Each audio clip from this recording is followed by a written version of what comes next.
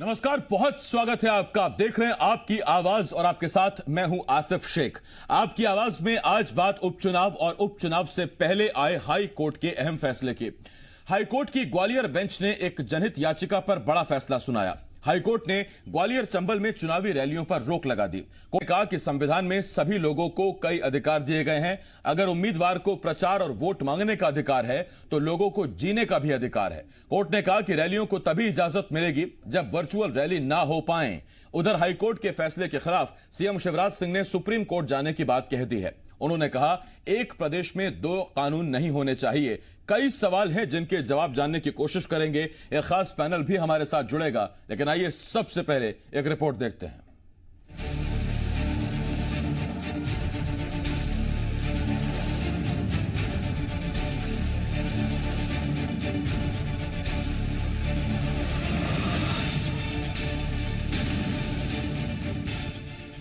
MP की सत्ता पर कौन काबिज रहेगा, ये आने वाले उपचुनाव के नतीजे तय करेंगे। कोरोना काल में प्रदेश की 28 सीटों पर होने जा रहे उपचुनाव में जीत दर्ज करने के लिए सियासी दल एड़ी चोटी का जोर लगा रहे हैं। रोजाना ताबड़तोड़ रैलियां कर भीड़ जुटाई जा रही है और संक्रमण को खुलेआम न्योता दिया जा रहा है।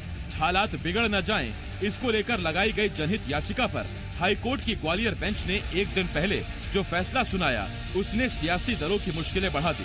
बुधवार को अपने फैसले में हाईकोर्ट की बेंच ने ग्वालियर चंबल में चुनावी रैलियों पर रोक लगा दी और साफ कह दिया कि रैलियों की इजाजत तभी दी जा सकती है जब वर्चुअल मीटिंग न हो पाए। इतना ही नहीं, सियासी दलों को बताना होगा कि आखिर क्यों वो वर्चुअली रैली नहीं कर पा रहे हैं। जवाब से संतुष्ट होने के बाद ही कलेक्टर उन्हें रैलियों की इजाजत देंगे। इसके साथ ही कोर्ट ने कहा, अगर सियासी दलों को रैलियां कर वोट मांगने का अधिकार है तो लोगों को भी जीने का अधिकार है। हाईकोर्ट के फैसले के बाद सीएम शिवराज की अशोकनगर के शडोरा और भांडेर में होने वाली रैलियां रद्द कर दी गयी। सीएम शिवराज ने दोनों जगहों की जनता से इसके लिए माफी भी मांगी। तो साथ ही उन्होंने कहा कि इस फैसले के खिलाफ सुप्रीम कोर्ट जाएंगे। हाईकोर्ट की ग्वालियर बेंच ने एक फैसला दिया है, सभाएं न करने का है, वर्चुअल रैली करने का, या फिर चुनाव आयोग की अनुमति लेके ही कर सकते हैं। हम माननीय उच्च न्यायालय का सम्मान करते हैं, उनके फैसले का सम्मान करते हैं, लेकिन इस फैसले के संबंध में हम माननीय सर्वोच्च न्यायालय जा रहे हैं। आपको याद होगा कि भांडेर में चुनावी सभा में तय लोगों से ज्यादा की भीड़ जुटाने पर पूर्व सीएम और कांग्रेस प्रदेश अध्यक्ष कमलनाथ के खिलाफ एफआईआर दर्ज हो चुकी है। उपचुनाव से ऐन पहले ग्वालियर हाईकोर्ट की बेंच ने जो फैसला सुनाया, उसके बाद सियासी दल अब क्या रास्ता अपनाएंगे, सुप्रीम कोर्ट का फैसला कब और किसके हक में आएगा, और तब तक प्रचार प्रसार के लिए क्या तरीका अपनाया जाएगा और बिन प्रचार नतीजों पर क्या असर पड़ेगा। ग्वालियर से शैलेंद्र सिंह के साथ संदीप हमरकर, जी मीडिया, भोपाल।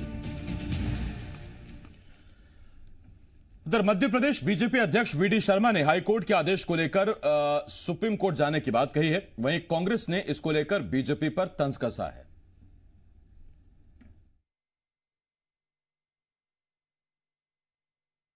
बिहार में परमिशंस वगैरह के जो इश्यूज हैं, या मध्य प्रदेश के 9 जिलों के अलावा अन्य जिलों में, इसको लेकर के भारतीय जनता पार्टी माननीय सर्वोच्च न्यायालय के अंदर गई है और उसके आधार पर जो आदेश आएंगे आगे हम उस पर काम करेंगे। जहाँ तक 48 आवर्स का जो इशू है, उसकी परमिशन लेकर के सारा काम भारतीय जनता पार्टी के नेतृत्व ने प्रारंभ किया है। हम लोग कोविड के इस संकट में जो नॉर्म्स हैं, जो डायरेक्शंस हैं, उनको पूरा करने का प्रयास भारतीय जनता पार्टी कर रही है। हाईकोर्ट का आदेश है, उस आदेश में जो मैं समझ पाया हूँ, हो सकता है कि भारतीय जनता पार्टी उसको ठीक से समझ न पाई हो अंग्रेजी के कारण, लेकिन उसमें तो उन्होंने ये कहा है कि आप उसमें व्यवस्था कीजिए सैनिटाइजर से लेके सारी चीज की, अगर आपकी भीड़ होती है, और इसमें चुनाव आयोग की अनुमति लगनी चाहिए।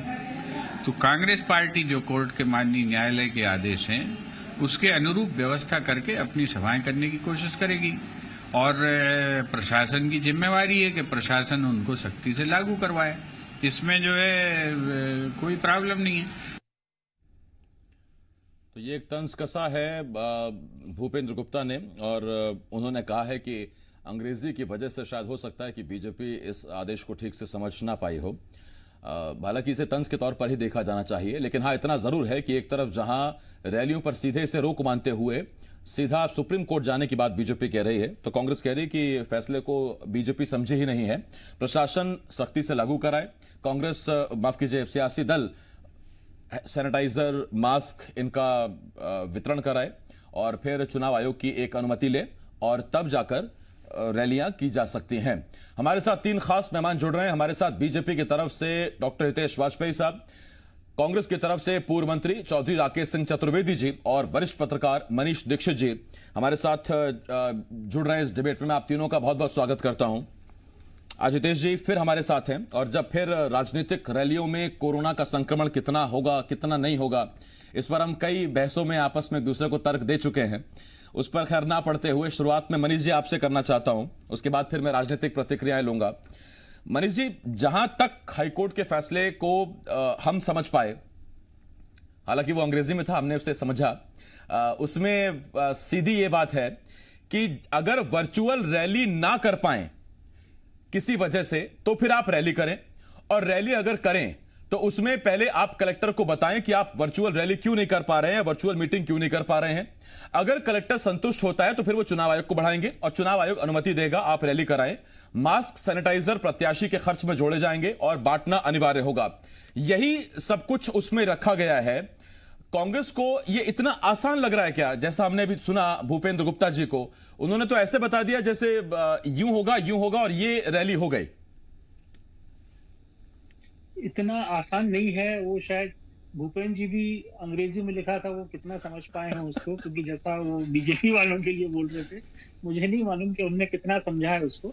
एक्चुअली इसमें बहुत सारे ग्लिचेस हैं इस ऑर्डर में, और अल्टीमेटली जो भी परमिशन लगेगी वो पहले डिस्ट्रिक्ट एडमिनिस्ट्रेशन के थ्रू आपको इलेक्शन कमीशन तक पहुंचनी है। डिस्ट्रिक्ट एडमिनिस्ट्रेशन का सबसे महत्वपूर्ण रोल है।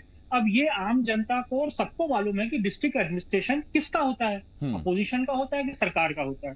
तो जाहिर है वो सरकार को एडवांटेज देंगे उसके लिए।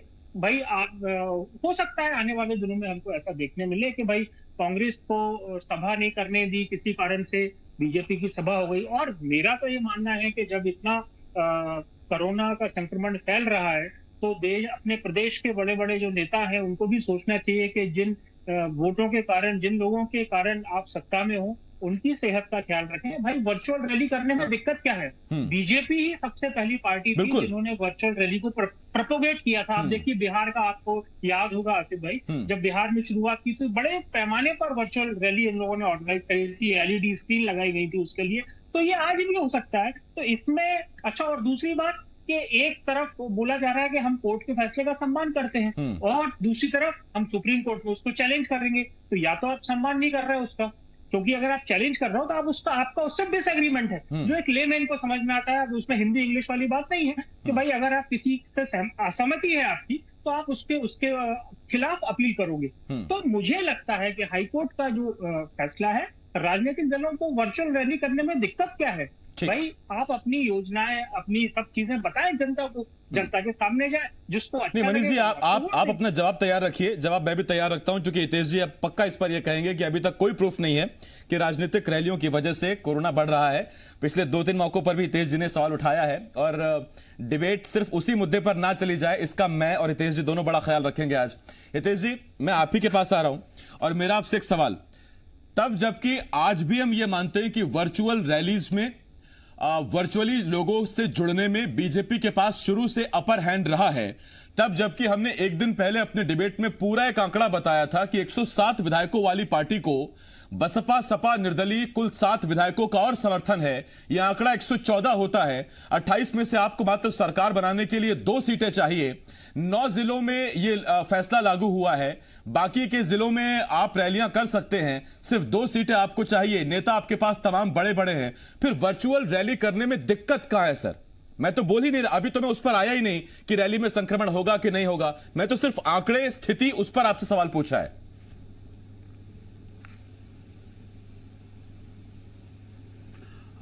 देखिए आसिफ जी, आपने बिल्कुल ठीक कहा। और मैं आपको आंकड़ों की बात कहूं तो मैं तो आगे जाकर बोलता हूं कि हमको तो चुनाव की भी जरूरत नहीं है, क्योंकि आज जो हमारी संख्या है और कांग्रेस की संख्या है, उसके बावजूद जी मनीष जी बहुत अच्छे से जानते हैं, राकेश जी भी जानते हैं कि और कितने लोग हमारे पास आने के लिए तैयार बैठे हैं। तो ये केवल 2 की बात नहीं है, वो वैसे भी आ जाएंगे सब। अभी धीरे धीरे देखिए आप, क्योंकि कांग्रेस में एक जो इंटरनल कॉन्फ्लिक्ट चल रहा है उसको लेकर लोग बहुत परेशान है, विधायक भी परेशान है। तो इसलिए हमें उसकी बहुत चिंता नहीं है। हमारी सरकार स्थिर सरकार है, वो पूरा कार्यकाल करेगी और अंतर बहुत ज्यादा है और कांग्रेस के लिए ज्यादा कठिन समय है। तो इसीलिए मैं नहीं समझता कि उसकी कोई जरूरत है। दूसरी बात जो बहुत महत्वपूर्ण है, मनीष जी की बात को मैं जरूर कहना चाहूंगा। हमने क्यों कहा कि हम सम्मान करते हैं लेकिन हम डिसएग्रीमेंट करते हैं, वो इसलिए कहा कि हम लोग ये थोड़ा ना कह रहे हैं कि कोर्ट ने कोई गलत फैसला दे दिया, या भाई कई बार क्या होता है कोर्ट में जज का काम क्या होता है, दोनों तरफ से जो तथ्य प्रस्तुत किए गए उसके आधार पर, तर्कों के आधार पर अपनी बात को रख देना, तो उसमें कोई बुराई नहीं। अब जब वहां रखा ही नहीं गया है, अब आप बार बार मेरे को उधर जाने को नहीं कहते हैं, लेकिन जब कोई एविडेंस ही नहीं है इस बात का कि जहां चुनाव हो रहे हैं वहां पर संक्रमण दर ज्यादा है और जहां नहीं हो रहे हैं वहां, और मजे की बात यह कि आज जब हम बैठे हैं आसिफ भाई, तो हमारा 1000 के आसपास आंकड़ा प्रतिदिन का आ गया है। वहीं छत्तीसगढ़ को आप देखेंगे तो बहुत ज्यादा है, जबकि आपने सब बताया हुआ है कि उनके यहाँ टेस्ट हमसे भी कम हो रहे हैं, पॉपुलेशन कम है, उसके बावजूद भी उनके यहाँ संक्रमण दर ज्यादा है, जबकि उनका कोई रैलीज नहीं हो रही है। तो इसीलिए मेडिकल एविडेंस ये नहीं कहता है, इसके पक्ष में नहीं जानता है कि इससे ही फैलता है या इससे फैल जाता है। तो जब ऐसी स्थिति है तो फिर भी हमको प्रिकॉशन लेने हैं तो हम लें, पर साथ साथ रैलियां भी होनी है। चुनाव आयोग ने तय किया, राष्ट्रीय चुनाव आयोग ने तय किया है, सुप्रीम कोर्ट ने खुद कहा है कि परीक्षाएं होंगी, जिंदगी चलेगी और चुनाव होंगे। तो मुझे लगता है कि ये फैसले जब उच्चतम, फिर उसके बाद आप देखिए बहुत आसिफ जी महत्वपूर्ण स्थिति ये है कि देश में एक ही नियम लागू होगा, क्योंकि कोविड तो सभी जगह है, पूरे देश में है, दुनिया में है, तो अलग अलग तो नहीं हो सकता। और आप आयरनी देखिए, सिचुएशन की ऐसी है कि मध्य प्रदेश में ही 9 सीटों पर एक व्यवस्था रहेगी और 19 पर एक रहेगी, ये कैसे होगा? तो उसमें हितेश जी जो मुझे जानकारी लग पाई, शायद जो जनहित याचिका लगी थी, जो PIL लगी थी, वो सिर्फ ग्वालियर के संदर्भ में लगी थी और उसी दायरा विशेष के तहत हाईकोर्ट ने, ग्वालियर बेंच ने अपना फैसला सुनाया है ना। एग्रीड। लेकिन जी न्यूज मध्य प्रदेश छत्तीसगढ़ जो चर्चा कर रहा है उसके सामने तो उसकी बेंच बड़ी है ना सर। हम तो पूरे 2 प्रदेशों को के एरिया को तो एटलीस्ट देख सकते हैं ना, उनमें 2 अलग अलग तो नहीं हो सकता ना। कोविड तो सभी जगह सभी जिलों में है, सभी स्थितियां सब एक जैसी हैं, जहां चुनाव हो रहे हैं नहीं हो रहे हैं, या इंदौर में अलग है, ग्वालियर में अलग है, ऐसा तो नहीं है। तो मुझे लगता है न्याय संगत दिखना भी चाहिए फैसला, तो उसमें कहीं ना कहीं एविडेंस रिप्रेजेंटेशन का मुझे लगता है कोई कमी रही होगी और इस प्रकार का फैसला हुआ है। हितेश जी के पास अभी इस मामले में इसलिए आप उनके तर्कों को समझिए, क्योंकि हितेश जी खुद डॉक्टर हैं और कोविड जो है वो आप जानते हैं कि चिकित्सा के तौर पर एक गजब बीमारी आई हुई है। तो हितेश जी खुद डॉक्टर है और हितेश जी के घर से जुडिशरी में भी लोग हैं, तो कैसे कोर्ट के फैसले का सम्मान करते हुए डिसएग्रीमेंट किया जा सकता है, हितेश जी उसके बारे में बता रहे हैं। मैं हितेश जी लौट रहा हूं इस पर आपके पास। चौधरी राकेश सिंह चतुर्वेदी साहब आपके पास आ रहा हूं। प्रावधान है आसिफ जी, बिल्कुल। Supreme court is the appellate court. हाँ बिल्कुल, मैं आ रहा हूं उस पर आपके पास हितेश जी। चौधरी साहब मेरा आपसे एक सवाल, कांग्रेस ने कहीं साफ तौर पर नहीं कहा कि कोर्ट ने जो फैसला सुनाया है वो बिल्कुल सही है। ठीक है, अपर एंड होगा बीजेपी का वर्चुअल रैलीज में, लेकिन आज जो वक्त की डिमांड है उसमें हम भी पूरी कोशिश करेंगे कि नेता बड़ी सभाएं ना करें, रैलियां ना हो, भीड़ ना जुटे, और उसमें फायदा एक ये भी होगा कि जब लोगों को जुटाएंगे ही नहीं तो संक्रमण की एक तो दर घटेगी, रिस्क घटेगा, और तीसरा प्रत्याशियों के खर्च में वो सैनिटाइजर और मास्क वाला खर्च भी नहीं जुड़ेगा।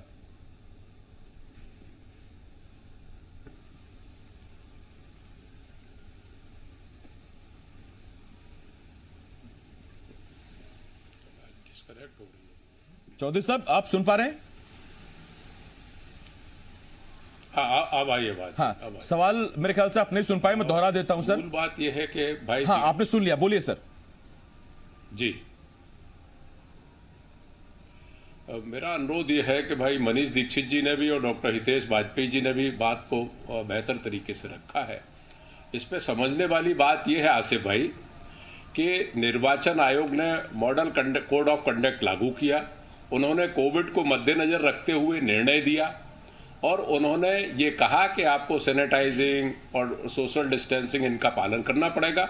और उन्होंने अंतिम फैसला डिस्ट्रिक्ट एडमिनिस्ट्रेशन को दिया कि डिस्ट्रिक्ट एडमिनिस्ट्रेशन आपको परमिशन देगा वस्तुस्थिति को देखते हुए वहां कौन सी व्यवस्था होगी, कहां क्या होगा। आज जो परिस्थिति है, चुनाव सिर्फ अकेले मध्य प्रदेश में नहीं हो रहे और सिर्फ मध्य प्रदेश में कुछ स्थान पर आपने प्रतिबंधित किया है। माननीय हाईकोर्ट ग्वालियर ने चुनाव बिहार में भी हो रहे हैं, चुनाव छत्तीसगढ़ में भी हो रहे हैं, अन्य राज्यों में भी हो रहे हैं।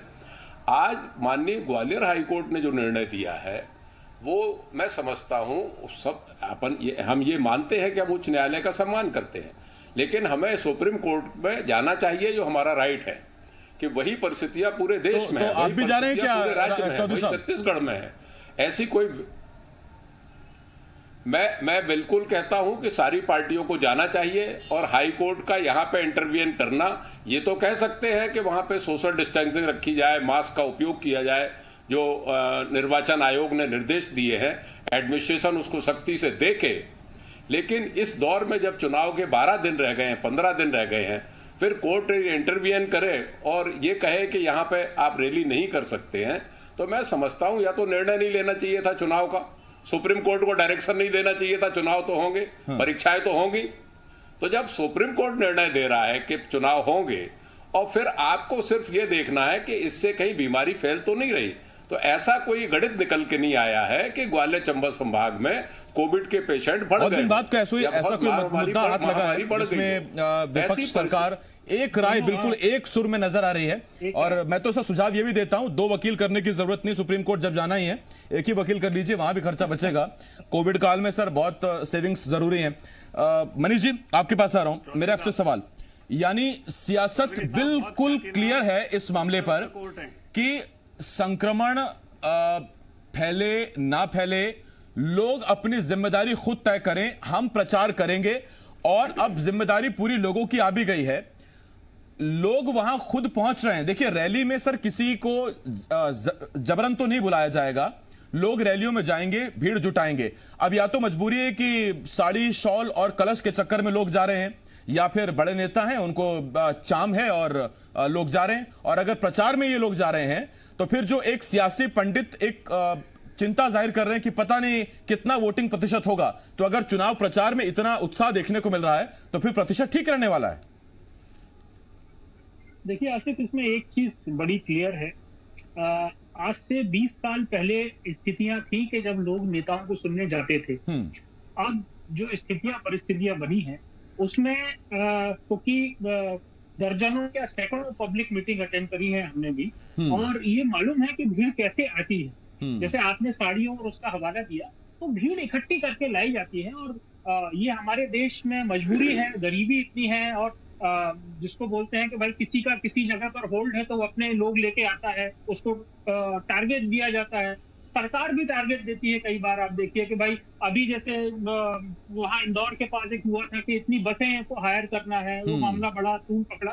तो इसमें जो ये कहना है कि जनता आतुर है नेताओं को देखने की, ऐसी स्थिति मध्य प्रदेश में नहीं है, क्योंकि मध्य प्रदेश के जितने नेता उनको बहुत देख चुकी है, बहुत रिपीटेटिव है, चाहे वो कमलनाथ जी हो, सिंधिया जी हो, शिवराज जी हो, सबको वो जानती है। तो जनता एक्चुअली अपने उससे नहीं, वो उसकी मजबूरी है कि उसको या तो पैसे के लिए या साड़ी के लिए या, इसीलिए मैंने सर वो साड़ी कलश और शॉल का जिक्र किया था। वक्त मेरे पास खत्म हो गया, लेकिन देखिए यहाँ पर हर तरफ के पहलू को हमने कोशिश की कि हम उसको रखें। बहुत धन्यवाद आपका मनीष सर, हितेश जी और चौधरी साहब, बहुत धन्यवाद आपका हमारे से जुड़ने के लिए। लेकिन आप यहां देखिए, एक तरफ कोर्ट में जनहित याचिका लगाई गई, कोर्ट ने बिल्कुल ठीक सोचा। कोर्ट ने सोचा कि जितनी ज्यादा रैलियां होंगी उतनी ज्यादा भीड़ जुटेगी, उतना ज्यादा संक्रमण का असर होगा, पहली बात। दूसरी बात, सियासी दलों का यह कहना है कि जब व्यापारियों को दुकान खोलने की इजाजत दी गई है, व्यापारी अपनी दुकान खोल रहे हैं और ऐसे में कहा गया है कि व्यापारी भी ख्याल रखें, ग्राहक भी ख्याल रखें, तो यह भी एक तरीके की दुकान ही है। सियासत अपनी बात रख रही है, अपना प्रत्याशी सामने रख रही है, प्रचार कर रही है। जनता को तय करना होगा कि वो रैलियों में जाए या ना जाए। अगर जनता ही ना जाए तो फिर रैलियां करके क्या कर लेंगे प्रत्याशी या सियासी दल? और अगर जनता जा रही है तो क्या वाकई इतना चाम, इतना तेज और इतनी चाहत है बड़े नेताओं को देखने के लिए कि जनता जान जोखिम में डालकर रैली अटेंड कर रही है, या दरअसल ये जो छोटे छोटे लोभ हैं जो दिए जाते हैं ये दरअसल उसकी वजह से, और कोर्ट ये सारी चीजें समझता है, इसीलिए कोर्ट ने ये बंदिश लगाई है। एक छोटे से ब्रेक के लिए हमें यहां रुकना होगा। ब्रेक के बाद छत्तीसगढ़ का मुद्दा है, बहुत जल्द लौट रहा है।